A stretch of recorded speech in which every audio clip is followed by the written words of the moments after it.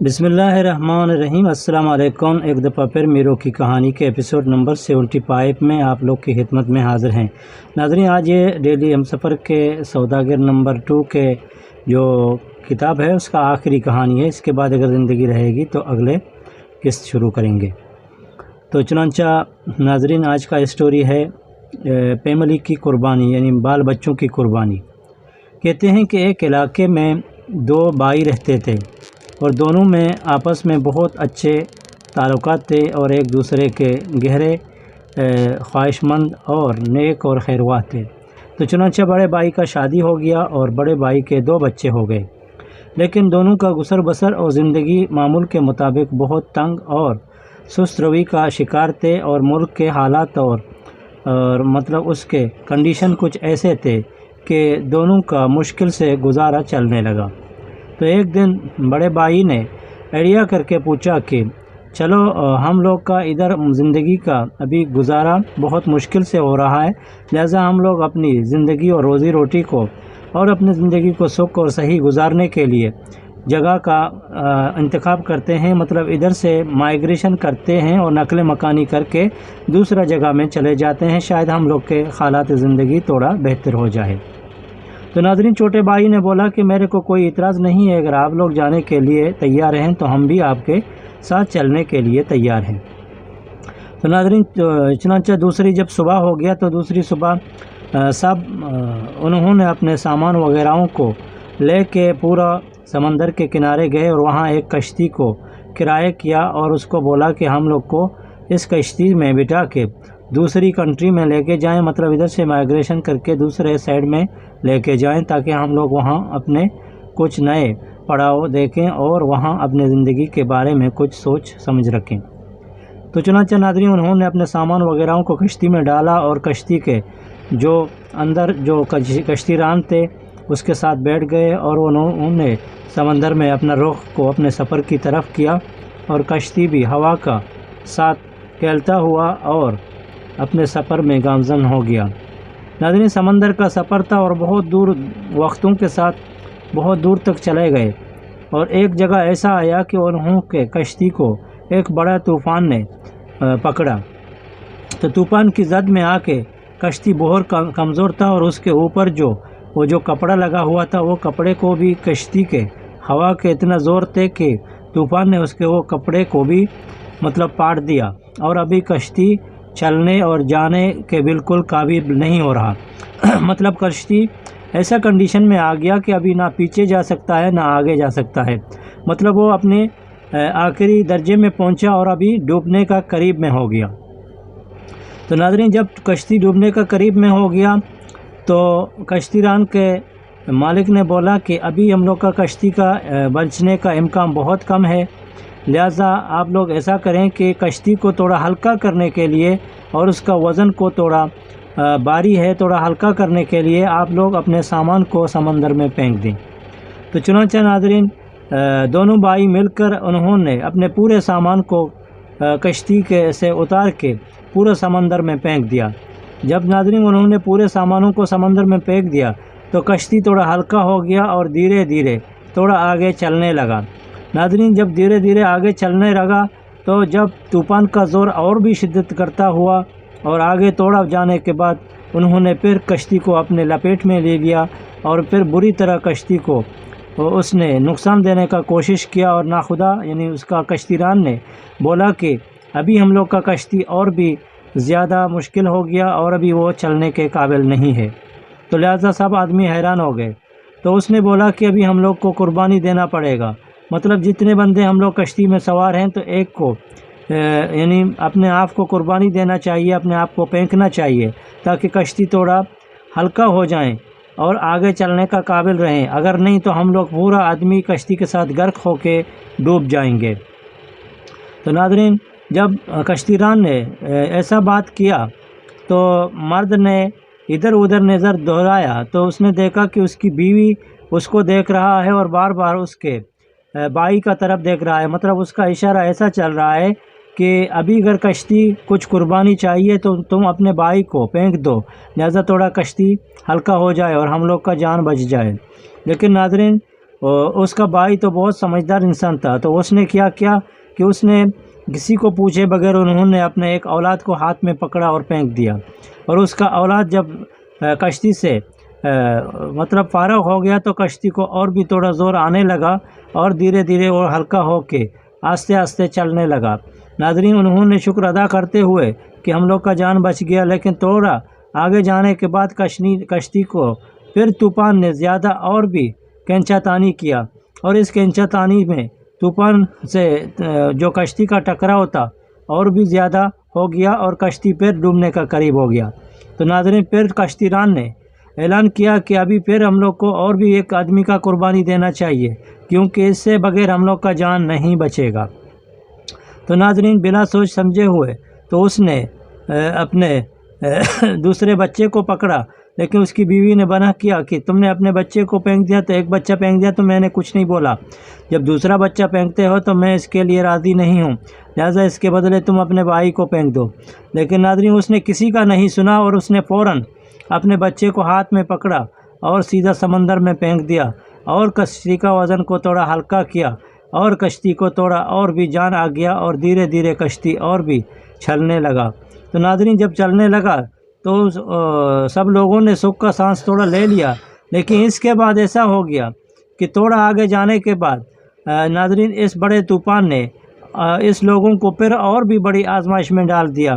تو چنانچہ پھر کشتی ران نے اعلان کیا کہ بھائی جان، اگر آپ لوگ ایک آدمی پھر بھی قربانی نہیں دیں گے تو پھر بھی کشتی اپنے آخری نشان پہ آ گیا، مطلب اس کے بعد اس کے بچنے کا کوئی چانس نہیں ہے، لہٰذا ہم لوگ کو ایک آدمی کو قربانی دینا چاہیے، تو پھر ہم لوگ شاید ہم لوگ کا واقعہ انسانوں کا جان بچے گا، اگر نہیں تو ہم لوگ سب سمندر میں غرق ہو کے زیراب ہو جائیں گے۔ تو ناظرین، مرد نے ادھر ادھر دیکھا تو اس نے اپنی بیوی کی طرف دیکھا، تو بیوی نے اس کو دیکھتے ہوئے مخاطب کیا کہ ابھی آپ کے بھائی کا نمبر ہے، لہذا تم اپنے بھائی کو پھینک دو۔ تو اس نے بولا کہ نہیں، میں کیوں اپنے بھائی کو پھینک دوں؟ تو اس نے بنا سوچے سمجھے اور کسی کو پوچھے بغیر ناظرین، تو اس نے فوراً کیا کہ اس نے بلا سوچے سمجھے اس نے فوراً اپنے بیوی کا ہاتھ پکڑا، اور ہاتھ پکڑنے کے بعد اس نے سیدھا بیوی کو سمندر میں پھینک دیا۔ جب اس نے بیوی کو سمندر میں پھینک دیا تو کشتی میں تھوڑا جان آ گیا اور کشتی ایک دم سیدھا ہو گیا، اور طوفان بھی دھیرے دھیرے ہٹنے لگا اور کشتی میں جان آنے لگا۔ تو ناخدا نے ناظرین کچھ بولتے ہوئے اس کو بتایا کہ اتنا مشکل میں ہم لوگ ہو گیا، اللہ کا شکر ہے کہ ہم لوگ بچ گیا۔ تو اس نے تھوڑا اپنے کشتی کے جو نقصانات تھے اس کو ازالہ کیا اور تھوڑا صحیح کیا، اور پھر تھوڑا کشتی چلنے کا قابل ہو گیا، اور چنانچہ انہوں نے اپنے سفر میں گامزن ہو گئے اور اپنا سفر کو وقت مقرر میں طے کر کے دوسرے کنارے تک پہنچ گئے، اور انہوں نے وہاں کشتی ران کے کرایہ وغیرہ تو دے دیے، اور دونوں بھائی ادھر سے اتر گئے، اور دوسرے جو بندن اور جو ملک تھے اس میں وہ اجنبی اور نئے تھے، تو انہوں نے ادھر اپنا سفر کو خشکی میں شروع کیا۔ تو ناظرین، بڑے بھائی کے ساتھ تھوڑے پیسے تھے، تو انہوں نے اپنے پیسے کو حساب کتاب کیا اور آدھا اپنے بھائی کو دیا اور آدھا اپنے ساتھ رکھا، اور اس نے اپنے بھائی کو بولا کہ تم ایک سائڈ میں جاؤ اور اپنے کے لیے روزگار وغیرہ ڈھونڈو، اور میں بھی ایک سائڈ میں جاؤں گا اور اپنے لیے روزگار وغیرہ ڈھونڈوں گا، زندگی رہے گی تو ہم لوگ ایک دوسرے کے ساتھ ملاقات کریں گے۔ تو ناظرین، ایک دوسرے کو خدا حافظ کر کے رخصت کر کے چلے گئے، اور بڑے بھائی نے اپنے کام کاج کو شروع کیا۔ اور پھر ناظرین جانے کے بعد کشتی ران نے اس کو پوچھا کہ تم نے اپنے فیملی کے پورے ممبر کو پھینک دیا اور اپنے بھائی کو بچا لیا؟ تو اس نے بولا کہ ہمارے فیملی کے جو ممبر تھے اس کا بدلہ اگر ہمارا ہمت ہوئے گا تو وہ واپس آئے گا، لیکن جب میرا اگر بھائی چلا جائے گا تو اس کا بدلہ نہیں آئے گا۔ تو ناظرین، اس باتوں کے کرنے کے بعد دونوں تو چلے گئے۔ تو بڑے بھائی نے بہت ہمت اور محنت سے لگن سے کام کیا، اور اس کے کام میں برکت آ گیا، اور قصہ والا بولتا ہے کہ اس نے بہت پیسے جلدی ہی میں کمائے، اور وہاں انہوں نے ایک لڑکی کو ڈھونڈا اور اپنے رشتہ بھی رچایا، اور مطلب اس کا شادی بھی ہو گیا، اور سال کئی مہینوں میں تبدیل ہوتے رہے، اور دن نہ جانے کتنا دیر چلے گئے، اور اس کا وقت گزرتا گیا، اور ناظرین اس کے گھر میں ایک بچہ پیدا ہو گیا۔ تو چنانچہ وقت کے حالات کے ساتھ اس کا بچہ بھی بڑا ہو گیا اور دوسرا بچہ بھی پیدا ہو گیا، اور ناظرین اس کا بیوی کے ساتھ اس کا زندگی خوشی اور خرم سے گزرنے لگا۔ تو ایک دن اس کو یاد آ گیا کہ میرا 2 بھی بچے تھے اور ایک بیوی تھے، لیکن میں نے اس کو قربان کیا اور اپنے جان اور اپنے بھائی کو بچا لیا۔ اور اس نے اپنے بیوی کو بولا کہ چلو ہم آج تم کو لے کے بازار میں چلتے ہیں اور وہاں گھومتے اور دیکھتے ہیں۔ تو ناظرین انہوں نے اپنے بیوی کو لیتے ہوئے بازار میں گیا۔ جب بازار میں گیا تو وہاں گھومنے کے بعد اس نے پرانے خیالات دل میں لائے، اور اس دل میں لائے ہوئے خیالاتوں کے ساتھ اس کے شیطان نے اس کو بہت ستایا، اور اس کے آنکھوں میں آنسو آ گیا، اور اس کے دل کے اندر کے پرانے گہرے زخم بھی دوبارہ ابھرنے لگے۔ تو چنانچہ اس کی بیوی نے اس کی پہلی بار آنکھوں میں آنسو دیکھا تو اس کو قریب میں آ کے خوشی سے اس کو اور پیار و محبت سے پوچھنے لگا کہ میری جان جگر آج تم کو کیا ہو گیا؟ لگتا ہے کہ تم اندر سے کوکلا ہے یا نہیں؟ پرانے زخم آپ کے دل میں لگے ہوئے ہیں، شاید اس کی وجہ سے آپ کے آج آنکھوں میں آنسو آ رہے ہیں۔ تو اس نے بولا کہ ہاں، ایک زمانہ بھی ایسا تھا کہ میں اپنے 2 بیٹوں کے ساتھ اور اپنے بیوی کے ساتھ سفر کرتا رہا۔ ہم لوگ ایک راستے میں آیا اور سمندر میں ہم لوگ کو ایک طوفان پکڑا، اور طوفان کی وجہ سے ہم لوگ کا پورا سامان بھی وہاں غرق ہو گیا۔ آخر بھی اس کشتی نے ہم لوگ کا جان بچانے کے لیے قربانی مانگا۔ تو قربانی کے توسط نے میں نے یکے بعد دیگرے اپنے دونوں بیٹوں کو قربان کیا، اور آخر کار میں نے اپنے بیوی کو بھی پھینک دیا، اور اس سے ہم لوگ کا جان تو بچ گیا اور ہمارا بھائی بھی بچ گیا۔ اگر اس دن میں اپنے بھائی کا جگہ مطلب اپنے بچوں کا جگہ بھائی کو پھینکتا تھا تو آج میرا بھائی نہ ہوتا تھا۔ اس کے لیے پرانے زخم ہمارے دل میں آج پھر ابھر گئے، اور اس زخموں کی وجہ سے ہمارے آنکھیں گرد میں آنسو کے بادل چھا گئے۔ یہی ہمارا قصہ تھا کہ جو اندر میں میرے کو کوکلا کر کے رکھا ہوا تھا، اور آج میں نے اس بری آہ کو نکالا۔ یہ ہمارے دل کے اندر پرانے بڑاس تھے کہ جس کو کبھی بھی میں 1000 صابن سے دھوؤں گا، لیکن اس بڑاس کبھی بھی صاف نہیں ہوں گے۔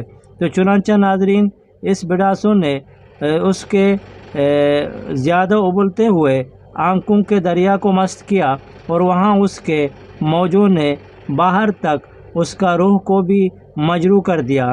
ناظرین یہ ہو گیا اس کا کہانی۔ تو وہ دوسری دن بھی ادھر چلے گئے، اور چنانچہ وہ جب بازار میں گشت کر رہے تھے تو اتفاقاً سے اس کا بھائی مل گیا۔ تو اس کے بھائی نے اس کو بولا کہ اور اس کو لے کے گلے میں لگایا، اور اس کے دونوں بیٹے اس کے گرد گھومنے لگے، اور اس کو بتایا کہ یہ میرا بیوی ہے، 2 میرے بچے ہیں۔ اس دن میں کبھی بھی نہیں بھولوں گا کہ اس دن ہم لوگوں نے سفر کیا۔ تو اس کے بھائی کی آنکھوں میں بھی آنسو آ گیا، اور اس کو بھی احساس ہو گیا کہ اگر اس نے اس دن اپنے بچوں کو نہیں پھینکتا تھا تو شاید ہم لوگ کا جان بھی نہیں بچتا تھا۔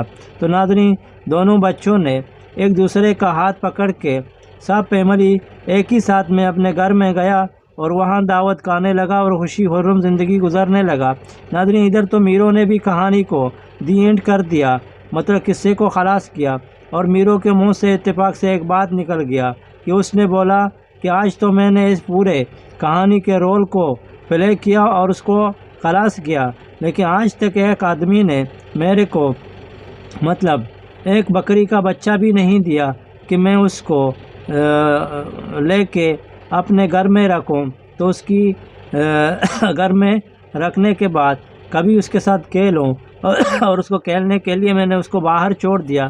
باہر تو بادشاہ کے دربار کے ساتھ بیٹھے کچھ کھجوروں کے بنائے ہوئے ایک پرانے تیلے کے اندر کچھ پرانی روایتی کھجور، جس کو ہم بلوچی میں ہم بولتے ہیں، کہ اس کے اندر کھجور اور اس کے عرق کو ملاتے ہیں اور ایک ڈبہ کے اندر رکھتے ہیں، اور بہت لذیذ کھانے ہوتے ہیں۔ تو چنانچہ ایک آدمی نے وہاں اپنے کھجور کے لذیذ بنے ہوئے اس کرٹین کو رکھا تھا، اور اس کا منہ کھلا تھا۔ تو میرو نے بولا کہ ہمارا یہ بکری کا بچہ شیطانی کر کے ہوئے اس کے اندر انہوں نے اپنا سر ڈال دیا کہ اس کو کھانے لگا۔ جب وہ کھانے لگا تو اس کا سر اس کے اندر پھنس گیا۔ تو اس کا سر اس کے اندر پھنس گیا تو اس نے بولا کہ میں اپنے محلے کے بڑے جو ہمارا نواب ہے اس کو بلایا تاکہ اس کا سر نکالیں۔ تو میرو کی بیوی نے پوچھا کہ اس کا سر کیسے نکالتے ہیں؟ تو اس کے لیے اس کے میرو کی بیٹی بھی ہنسنے لگا، اور اس نے اپنے بابا کو پوچھا کہ بابا یہ وہ جو پرانا روایت کا بات آپ نے کیا، ये नवाब आया तो उसने आपके बकरी का बच्चा का सर इसके कंटेन के अंदर कैसा निकाला? तो मीरों ने बोला कि बेटा, उन्होंने उसको दावत किया, मोहल्ले के सब लोग जमा हो गए, तो सरदार ने बोला कि इसका सर निकालने का तरीका कैसा है? तो उसने पूरा बकरी के इधर उधर राउंड लगा के घूमा और उसने बोला कि चलो बकरी का सर काट दो। तो नाज़रीन, एक आदमी ने आगे बढ़ के बकरी का सर काट दिया। तो फिर उसने देखा कि फिर भी सर उसके अंदर है और निकलता नहीं है, मतलब उसके अंदर फंसा हुआ है। तो मीरों ने बोला कि उस सरदार ने बताया कि अभी क्या करो? तो उसने बोला कि अभी तुम लोग इस जो इसका बॉक्स है वो बॉक्स को तोड़ दो। तो उन्होंने बॉक्स को भी तोड़ दिया। तो फिर सब ने पूछा कि ये तो क्या हो गया, अगर पहले बॉक्स तोड़ता था तो बकरी बचता था। तो उन्होंने पूछा कि नहीं, ये सरदार ऐसा इंसान था और वो भी समझदार था। उसने बोला कि हमको खजूर के साथ गोश्त को खाने का भी शौक़ था, इसके लिए उन्होंने ये आदत ऐसा किया कि एक तीर में उसका 2 शिकार हो गया। मतलब होशियार थे और उसने अपनी होशियारी की वजह से तो उसका मीरों के बकरी को भी खाया और फिर उन्होंने बक्स के अंदर जो रखे हुए अच्छे खजूर थे उसका भी मज़ा चखा। नाज़रीन, आज हो गया ये कहानी बस इतना तक। देखते हैं कि मीरों फिर नए कहानी में क्या शुरू करेंगे। इधर तो नाज़रीन नया सालगिरह का दावत था, तो मीरों की बेटी ने बोला कि चलो मैं उधर जाता हूँ और देखता हूँ कि वो लोग क्या खुशी मना रहे हैं। तो मीरों की बेटी इधर से चला गया और मीरों को 1-2 दिन का छुट्टी हो गया कि वो लोग उसका प्रोग्राम अटेंड करे। नाज़रीन, इस प्रोग्राम के बाद मीरों की बेटी जब दोबारा आएगा तो वो मीरों के साथ ज़रूर एक नया फरमाइश करेगा। देखते हैं कि उसका नया फरमाइश क्या हो जाएगा और नए फरमाइश के साथ वो कौन सा कहानी लेके आएगा। इसके लिए मीरों को अगर 1-2 दिन का छुट्टी मिलेगा तो नाज़रीन मीरों भी नए कहानी का तैयारी करते रहेंगे, क्योंकि उसको मालूम है कि उसका बेटी कहानी के बगैर नहीं सोएगा। उम्मीद है कि नाज़रीन तुम लोग भी, हमारे व्यूअर्स, इस कहानी का इंतज़ार करते रहेंगे। इंशाल्लाह ज़िंदगी रहेगी तो किस्से कहानियाँ जोड़ेंगे। कुछ किस्से कहानी ऐसे होते हैं कि ज़िंदगी में मोरल होते हैं और काम देते हैं। आज बस इतना। और इस किताब का राइटर था अली जुम्मा ज़ामरानी और इस किताब में तकनीकी और किस्सों को जमा करने में हेल्प किया था नसीर आकिल रिंद ने। आज बस इतना। हम लोग को दें इजाज़त। बने रहें और देखते रहें डेली हम सफ़र को। ज़िंदगी रहेगी तो किस्से कहानी जुड़ेंगे। आज बस इतना। अल्लाह हाफ़िज़। Take care. Good bye.